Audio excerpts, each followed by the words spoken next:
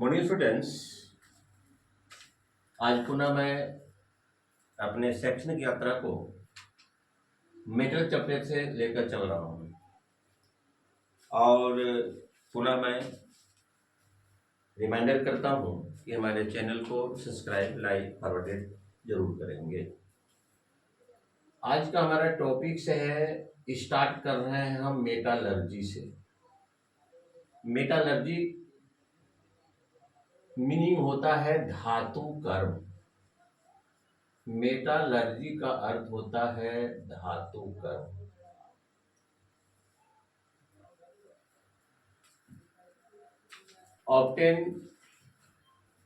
to obtain of the metal from ores and refining of the metal, all process are combined together metallurgy। Metallurgy क्या होता है? Metallurgy को कहते हैं हम लोग है धातु कर्म कहते हैं। जितनी भी प्रोसेस अयस्क से लेकर धातु के परिष्करण तक होता है, सारे प्रोसेस को मिलाकर हम लोग कहते हैं मेटालर्जी। धातु कर्म अयस्कों से धातु का निष्कर्षण एवं उसका शुद्धिकरण। To obtain metal from ores and the refining of the metal, all process are combined together metallurgy. धातु कर्म मेटालर्जी। जैसे मान लिया जाए कि हम लोग खान से निकाले हेमेटाइट,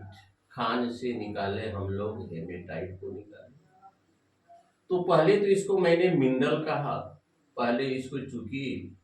पहले मैंने इसको मिनरल कहा, लेकिन देखते हैं कि इसमें लोहा की उपस्थिति है। हम लोग आयरन मेटल को इससे इजीली प्राप्त कर सकते हैं, तब इसको हम लोग ओर्स कहें।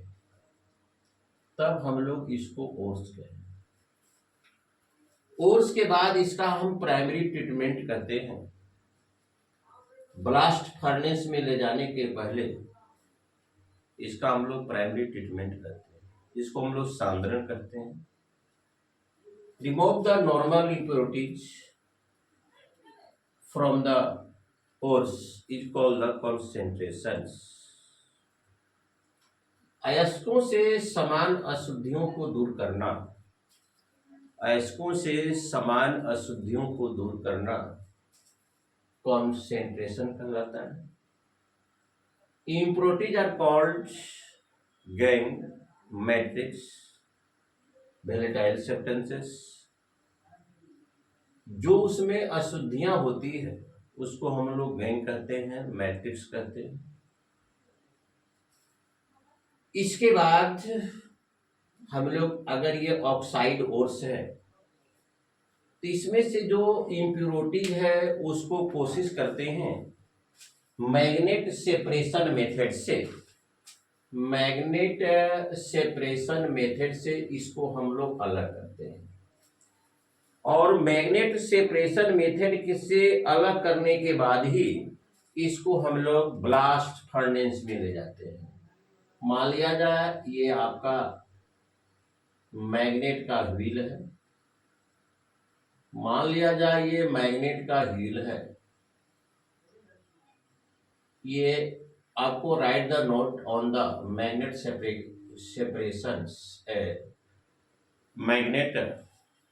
Separation method of the impurities. और उसके ऊपर एक मेटल का बेल्ट है,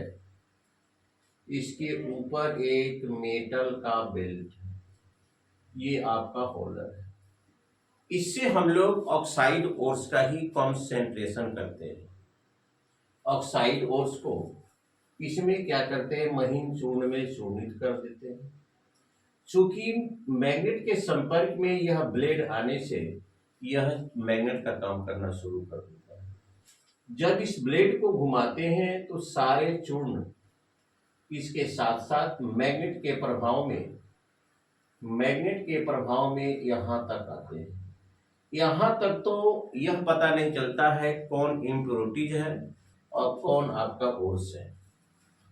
ग्रेविटी के मैग्नेट के अट्रैक्शन के प्रभाव में कुछ दूरी तक आगे बढ़ता है फोर्स, और ग्रेविटी फोर्स के कारण यह यहाँ गिरना शुरू कर देता है। और चूंकि जो इम्प्योरिटीज है उसको मैग्नेट अपने तरफ अट्रैक्शन कैसे कर पाएगा, क्योंकि वह नॉन मैग्नेट सब्सटेंसेस है, यह यहाँ पर अशुद्धियां आला गिरना शुरू कर देता है। इसको कहते हैं magnet separation method of the ores का चुंबकीय पृथक्करण विधि के द्वारा हम लोग ओर्स को कैसे सांद्रित करते हैं। इसके बाद इसको हम लोग ब्लास्ट फर्नेस में ले जाते हैं। इससे जो लोहा प्राप्त होती है, इसमें जो दुर्गलनीय अशुद्धियां होती है, उससे हम लोग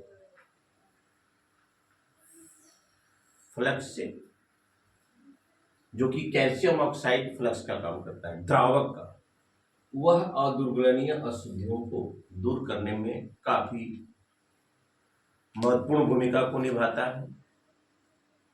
उसके बाद इसको रिफाइनिंग करते हैं। इतना प्रोसेस को मिलाकर हम लोग कहते हैं मेटलर्जी। खान से निकालना, ओर्स का चयन करना, प्राइमरी ट्रीटमेंट करना, कॉन्सेंट्रेशन करना, ब्लास्ट फर्नेस में ले जाना, पुनः मेटल का रिफाइनिंग करना। इतने प्रोसेस को, इतने स्टेप को एक साथ कंबाइंड रूप में हम लोग कहते हैं मेटलर्जी। तो डियर स्टूडेंट्स, जितने भी हम मेटल प्राप्त करते हैं सबकी क्रियाशीलता एक समान नहीं होती है। कुछ ऐसे मेटल होते हैं प्रकृति में फ्री स्टेट में पाए जाते हैं, कुछ ऐसे मेटल जो होते हैं वह प्रकृति में फ्री स्टेट में पाए जाते हैं। जैसे आपका गोल्ड हुआ, जिसको कि Au कहते हैं, आपका सिल्वर हुआ जिसको कि हम लोग Ag कहते हैं, और कॉपर जो है वह फ्री स्टेट में भी और कंबाइंड पोजीशन में भी पाया जाता है, संयुक्त अवस्था में भी पाया जाता है और फ्री स्टेट में भी पाया जाता है। ये कॉपर वेरिएबल एलिमेंट्स होता है, वेरिएबल, इसकी वैलेंसी जो होती है बदलते रहती है। यह वेरिएबल वैलेंसी वाला मेटल होता है। तो सारे मेटल का अभिक्रियाशीलता एक समान नहीं होती है, और according to their reactive activities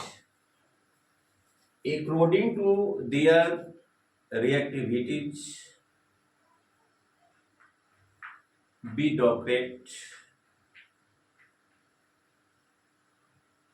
ascending their reactivities, उसके क्रियाशीलता के आधार पर बढ़ते हुए क्रम में हम लोग सजा देते हैं, बढ़ते हुए क्रम में सजा देते हैं। जैसे सबसे अधिक क्रियाशील आपका पोटेशियम, उसके बाद कैल्शियम, उसके बाद सोडियम, उसके बाद मैग्नीशियम, उसके बाद एल्यूमिनियम। ये क्या होता है, उच्च क्रियाशील धातुएं, मोर रिएक्टिव मेटल, ये मोर रिएक्टिव होता है। और लोहा जो होता है Fe, Zn, Pb और कॉपर, ये मिडिल रिएक्टिव होता है, उसके बाद Ag और जो Au होता है Ag और Au ये लेस रिएक्टिव होता है, लेस रिएक्टिव होता है। ये प्रकृति में स्वतंत्र अवस्था में पाए जाते हैं, ये सब प्रकृति में स्वतंत्र अवस्था में नहीं पाए जाते। पोटेशियम और सोडियम इतना क्रियाशील है, लिथियम और पोटेशियम इतना क्रियाशील है कि उसको केरोसिन तेल में डुबा कर रखते हैं। और कहा जाता है कि all metals are vegetables hards, but metal has exceptions. Sodium is too soft. We can cut it easily with knife. Sodium को आसानी से हम चाकू से काट सकते हैं, ये आपका एक्सेप्शन में है। इसको हम लोग केरोसिन तेल में डुबा कर रखते हैं, क्योंकि तुरंत ही ऑक्सीडाइज हो जाता है और कैचिंग फायर की स्थिति को उत्पन्न कर देता है। Metal, all metals are available in solid forms. ये कहा जाता है सारे मेटल सॉलिड फॉर्म में उपलब्ध होते हैं, लेकिन एक्सेप्शन में आपका क्या है, मरकरी जो होता है, मरकरी जो होता है वह रूम टेम्परेचर पर लिक्विड फॉर्म में होता है।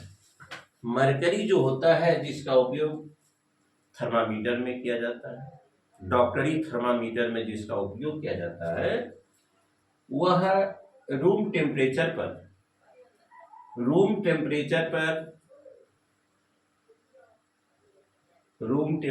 पर आपका लिक्विड फॉर्म में होता है।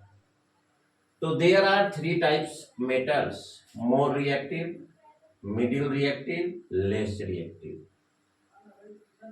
Potassium, calcium, sodium, magnesium, aluminum are more reactive metals. Iron, Zn, Pb, copper are middle reactive metals. Silver and gold are less reactive metals. तो धातु को उसके क्रियाशीलता के आधार पर एक सीरीज बनाया गया है, जिसे हम लोग reactive series of the metal कहते हैं। उसको हम लोग reactive series of the metals, ये आपका मोस्ट इंपॉर्टेंट है, चूंकि मेटल रिएक्टिव सीरीज के आधार पर ही आप यह प्रेडिकेशन कर सकते हैं कि कौन किसे डिस्प्लेसमेंट कर सकता है। चूंकि मोर रिएक्टिव मेटल ही लेस रिएक्टिव मेटल को डिस्प्लेसमेंट रिप्लेसमेंट कर सकता है, और less reactive metal more reactive metal को किसी भी कंपाउंड से, जलीय विलयन से उसको रिप्लेस नहीं कर सकता है। देखिए सबसे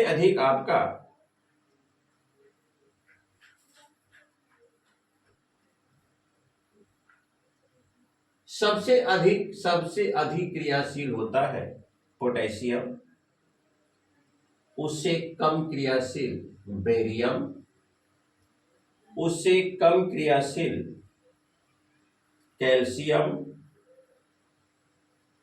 उससे कम क्रियाशील sodium,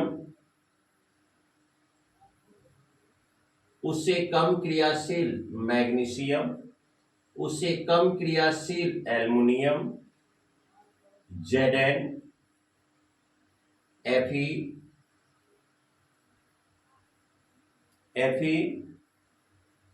nickel, Sn, hydrogen, Cu, Hg, Ag और Au। सबसे कम क्रियाशील आपका गोल्ड होता है, यह प्रकृति में स्वतंत्र अवस्था में पाया जाता है। आपको Zn एल्युमिनियम को रिप्लेसमेंट नहीं कर सकता है, लेकिन एल्युमिनियम Zn को रिप्लेसमेंट कर सकता है। और हाइड्रोजन से जितने भी ऊपर मेटल है, सब हाइड्रोजन को किसी एसिड से, एसिडिक एक्वा सॉल्यूशन से उसको अलग कर सकता है। जैसे Zn प्लस H2SO4, ये एक्वा सोल्यूशन है। चूंकि अब देख रहे हैं कि रिएक्टिव सीरीज में जो जस्ता है हाइड्रोजन से ऊपर है, रिएक्टिव सीरीज में जस्ता जो है हाइड्रोजन से ऊपर है, इसलिए जस्ता इजली तरीके से हाइड्रोजन को रिप्लेसमेंट कर सकता है, जिससे हम लोग डिस्प्लेसमेंट रिएक्शन करते हैं, ZnSO4 और हाइड्रोजन गैस आपका फॉर्म होगा। लेकिन आप कहें कि AU हाइड्रोजन को रिप्लेस करेगा, ऐसा कदापि संभव नहीं है। AU हाइड्रोजन को रिप्लेस करेगा, ऐसा कभी संभव नहीं है। अगर आप लिखते हैं AU plus H2SO4 aqua solution, no reaction, किसी भी प्रकार का रिएक्शन नहीं होगा, किसी भी प्रकार का यह रिएक्शन नहीं करेगा, क्योंकि AU is the less reactive than hydrogen. Gold की जो क्रियाशीलता होती है, गोल्ड की जो क्रियाशीलता होती है हाइड्रोजन के क्रियाशीलता से कम होती है। गोल्ड की जो क्रियाशीलता होती है हाइड्रोजन की क्रियाशीलता से कम होती है।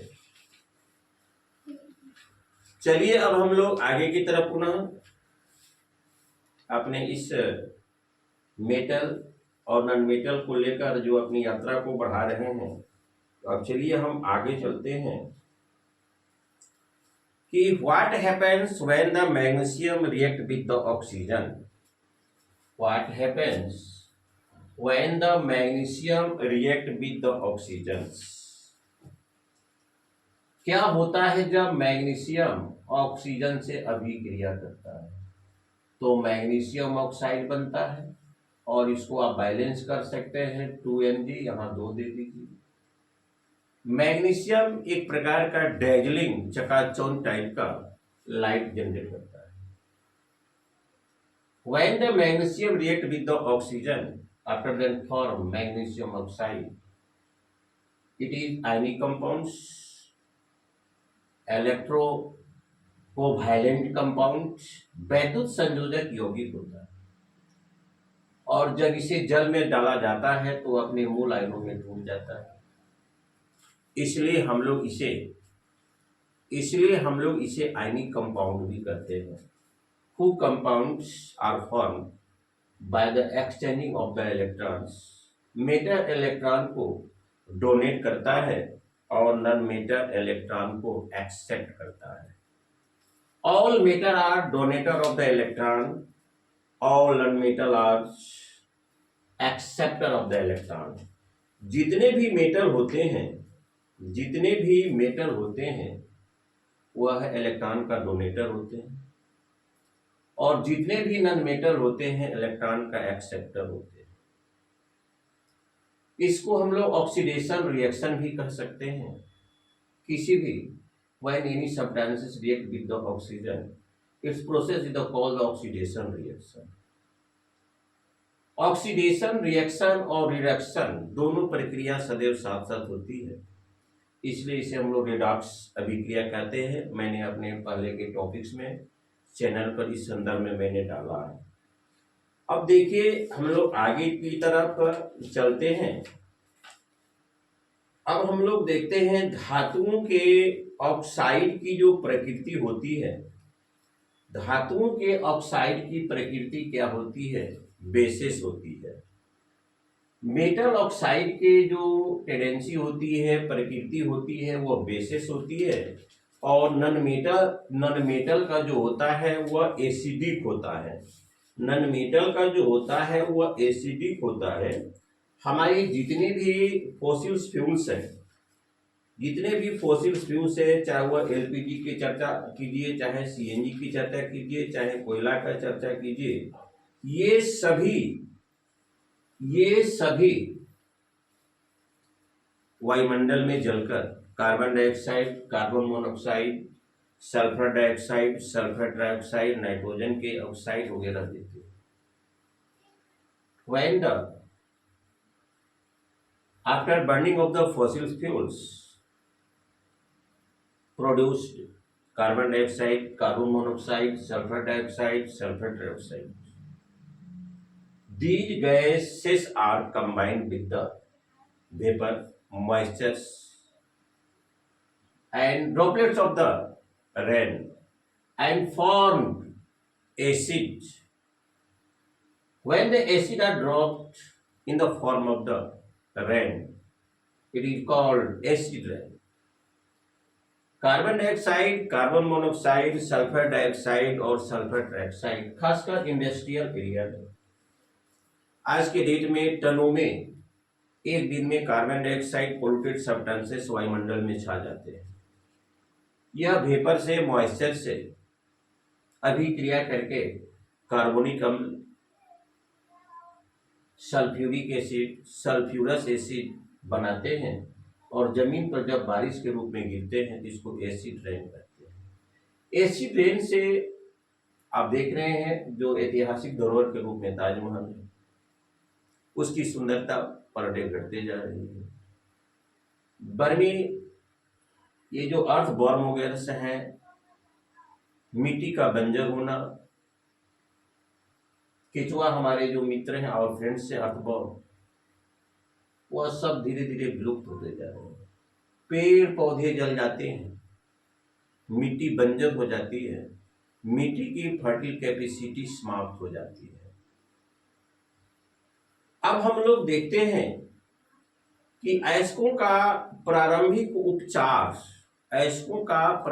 उपचार हम लोग ब्लास्ट फर्नेस में ले जाने के पहले कोशिश करते हैं कि उसमें जितनी भी इम्प्योरिटीज है, जितनी भी अशुद्धियां हैं, जितना भी मैट्रिक्स है, जितना भी गैंग है, जितने भी वोलेटाइल्स इम्प्योरिटीज है, सबको दूर करने का प्रयास किया जाता है. Remove of the all type of the impurities is called concentration of the ores. अयस्कों का सांद्रण कहते हैं हम लोग. खान से निकालने के बाद which substances we obtain from inside the earth, all substances are called minerals. In which minerals are available property of the metal, that mineral is called ores. Ores को प्राप्त करने के बाद हम लोग यह कोशिश करते हैं कि उसमें जितने भी इम्प्योरिटीज हैं उसको हम लोग दूर करें. तब हम लोग ब्लास्ट फर्नेस में ले जाएंगे. तो ओर्स को कॉन्सेंट्रेशन करने का एक मेथड देखिए, gravity separation method. Gravity separation method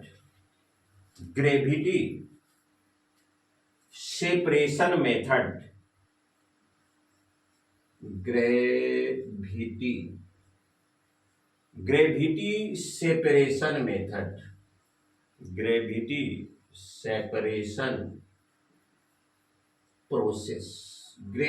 separation process. इसमें खासकर हम लोग किस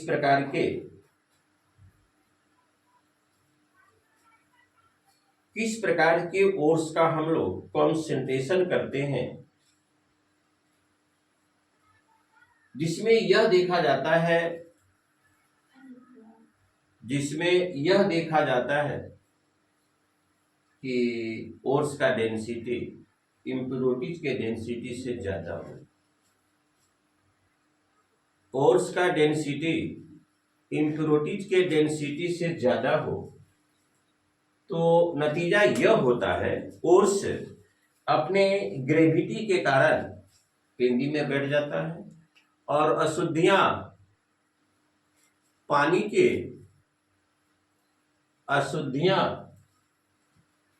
के गतिशीलता के साथ बह जाती है. अब देखिए ग्रेविटी सेपरेशन मेथड्स में होता है क्या. ग्रेविटी सेपरेशन मेथड में होता है क्या, इसमें हम लोग एक टैंक लेते हैं। ग्रेविटी सेपरेशन मेथड में हम लोग एक टैंक लेते हैं और इस टैंक में क्या करते हैं, आवश्यकता अनुसार वाटर को डाल देते हैं और वैसे अयस्क, वैसे ओर्स जिसका डेंसिटी इम्प्योरिटीज के डेंसिटी से अधिक हो, उसे महीन चूर्ण में चूर्णित कर दिया जाता है और इसमें डाल दिया जाता है, इसमें आपको डाल दिया जाता है और किसी विधि से पानी में गतिशीलता पैदा की जाती है। किसी भी विधि से पानी में गतिशीलता पैदा की जाती है। किसी भी विधि से पानी में गतिशीलता पैदा की जाती है, जिससे होता है क्या, फोर्स भारी होने के कारण ग्रेविटी के चलते पेंदी में बैठ जाते हैं और अशुद्धियां पानी के गतिशील अणुओं के साथ बाहर निकल जाती हैं। लेकिन इसमें ध्यान यह दिया जाता है, इसमें ध्यान यह दिया जाता है फोर्स को इम्प्योरिटी से हैवी होना चाहिए।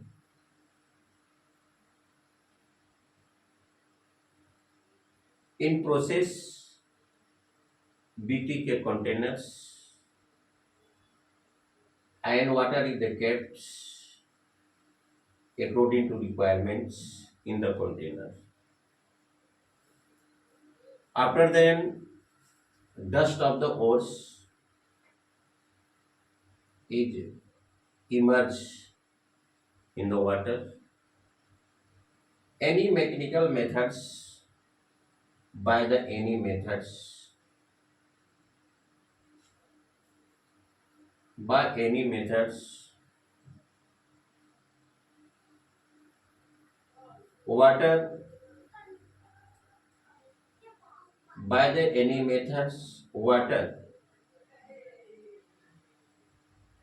obtained, water obtained fluidity, water obtained fluidity, and molecules of the waters continuous with the impurities flow out of the containers.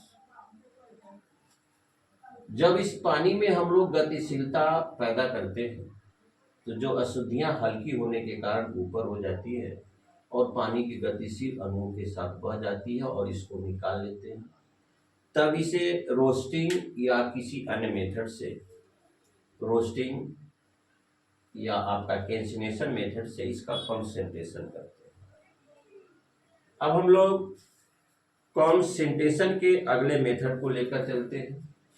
इसमें से देता है परीक्षा में, बोर्ड परीक्षा में, right the short note on the gravity separation methods, right the short note on the magnet separation method, right the short note for flotation method. अब देखिए हमारा जो मेथड है सेपरेशन का, अभी मैंने बताया magnetic separation method, magnetic separation method आप देख रहे हैं, ये मैंने अभी बताया मैग्नेटिक सेपरेशन मेथड। अब देखिए निच्छालन विधि, निच्छालन विधि को हम लोग कहते हैं लीचिंग प्रोसेस, निच्छालन विधि को हम लोग कहते हैं लीचिंग प्रोसेस, इसको हम लोग कहते हैं leaching process, LEACHING, leaching process, इसको हम लोग कहते हैं लीचिंग प्रोसेस। लीचिंग प्रोसेस इस विधि के अंतर्गत इसको हम लोग बेयर्स प्रोसेस भी कहते हैं, बेयर्स प्रोसेस, इसको हम लोग बेयर्स प्रोसेस भी कहते हैं। इसमें खासकर केवल एल्युमिनियम ऑक्साइड का ही कॉन्सेंट्रेशन होता है। एल्युमिनियम ऑक्साइड का ही केवल कॉन्सेंट्रेशन होता है। इसमें हम लोग क्या करते हैं, जैसे आपका एल्युमिनियम ऑक्साइड आपका ओर्स है और सोडियम हाइड्रोक्साइड से इसका रिएक्शन करवाते हैं तो सोडियम एल्यूमिनेट बनता है, 2Na two plus H2O,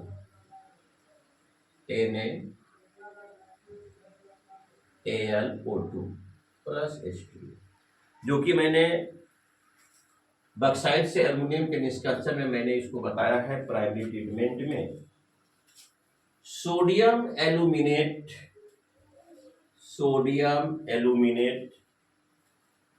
HCl plus H2O, उसके बाद एल्युमिनियम हाइड्रोक्साइड प्राप्त होता है। एल्युमिनियम हाइड्रोक्साइड प्राप्त होता है प्लस NaCl। एल्युमिनियम हाइड्रोक्साइड को हम लोग क्या करते हैं, गर्म करते हैं, 2AlOH3 हीट देते हैं, उसके बाद L2O3 प्लस 3H2O। ये मैंने बॉक्साइट से एल्युमिनियम के निष्कर्षण में बताया था कि बॉक्साइट को ब्लास्ट फर्नेस में ले जाने के पहले इसे लीचिंग या बेयर विधि से इसका कॉन्सेंट्रेशन करते हैं।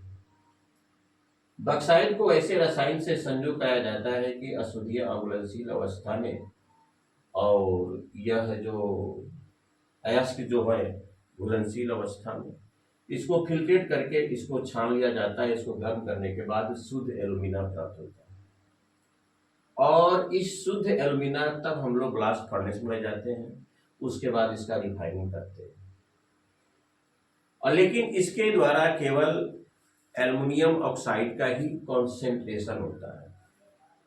बेयर या देगा परीक्षा में बेयर या निक्षालन, बेयर या लीचिंग मेथड से किस ओर्स का कॉन्सेंट्रेशन होता है,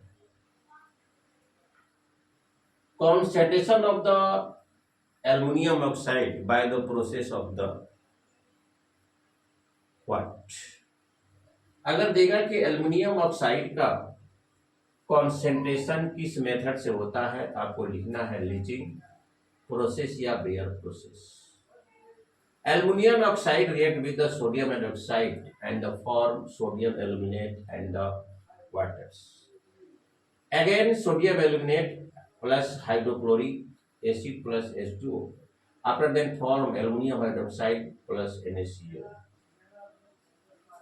After process, aluminium hydroxide is heated by the burners. In the last, we obtained L2O3. L2O3 it is the pure alumina. इस प्योर एल्यूमिना को तब हम लोग ब्लास्ट फर्नेस में ले जाते हैं, तब अब इसको रिफाइनिंग करने की प्रक्रिया को हम लोग आगे की तरफ बढ़ाते हैं। उसके बाद हमारा है कैल्सिनेशन। अब देखिए कैल्सिनेशन में किस मेथड का प्राइमरी, किस ओर्स का प्राइमरी ट्रीटमेंट होता है। कैल्सिनेशन इसको हिंदी में कहते हैं निस्तापन। कैल्सिनेशन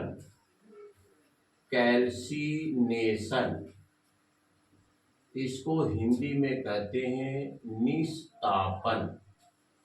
इसको हिंदी में कहते हैं निस्तापन।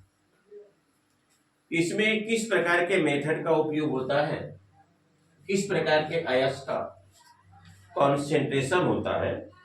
इसमें खासकर कार्बोनेट अयस्क, there are 4 type of the ores, oxide ores, sulphide ores, carbonate ores, halide ores. Calcination निस्तापन, इसमें ध्यान यह दिया जाता है कैल्सिनेशन निहतापन, निहजोड़ तापन। इस ओर्स को जो गर्म करेंगे उसमें जो मेटल प्रेजेंट है उसके मेल्टिंग पॉइंट से लोअर टेम्परेचर पर, नहीं तो मेटल भी पिघल जाएगा आपका। जैसे मान लिया जाए जिंक कार्बोनेट है ZnCO3, जिंक कार्बोनेट, उसके बाद हम देते हैं हीट, हमको बनता है ZnO प्लस कार्बन डाइऑक्साइड। हम लोग ब्लास्ट फर्नेस में ले जाने के पहले कार्बोनेट अयस्क को ऑक्साइड ओर्स में कन्वर्ट करना पड़ता है, क्योंकि सरलता से मेटल प्राप्त किया जा सके।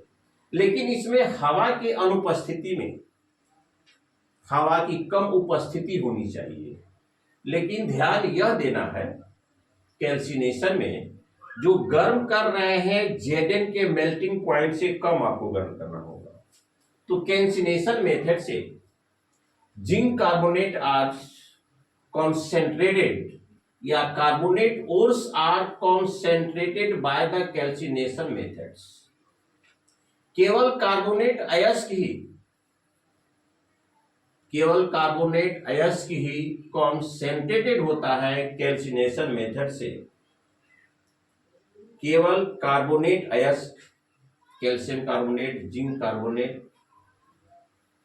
इसमें ध्यान यह दिया जाता है कि जब ओर्स को हम गर्म करेंगे